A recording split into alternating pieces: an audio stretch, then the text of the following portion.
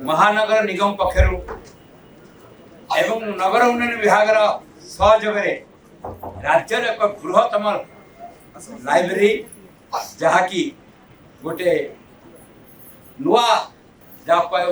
बृहत्तम library अत्याधुनिक library पिलामानकर विश्वास और आस्था आ भविष्य गवेषणा जातीय स्तर में आम पे कम्पिटेटिव सर्वोच्च स्थान में पाइपर आप गोटे बेस्ट इन्वायरमेंट एवं जो भाव बड़ बड़ जो मैंने गवेषक अच्छा जो मैंने पिला से यूनियन पब्लिक सर्विस कमिशन हो ओडिशा पब्लिक सर्विस कमिशन हो विभिन्न एग्जाम रे पिला को गाइड कर कॉन्फ्रेंस हॉल अच्छी से सहायता करें एपरी एक लाइब्रेरी बहु अभिलाष संभावना 1000 वर्षर कटक सहर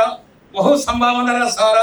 एठी बहु महापुरुष आरंभ करी के प्रख्यात व्यक्तित्व एठी ओडिशा नुहे देश विश्व में निजर परिचय तैयारी करछन्ती। नेताजी सुभाष बोस कथा कह जाय पारे, आपण एठी मधु बाबू कथा कह जाय पारे, गोपबंधु बाबू कह जाय पारे, विजु पट्टनायक कथा कह जाय पारे, हरकृष्ण महताब कथा कह जाय पारे। ये जहाँ को कहबे साहित्य कला संस्कृति गवेषणा एवं स्वायत्ता संग्राम खूब पवित्र महात्मा गांधी भली व्यक्तित्व जे गोटे पृथ्वी में जहाँ 100टा देश प्रतिमूर्ति अच्छी एक शांतिपूर्ण भाव में स्वायत्ता संग्राम परिचालन करी हम स्वायत्ता देते सी 8 थर आसवा कटक आज ये पवित्र दिन में आज ये लाइब्रेरी उत्सर्गित होती।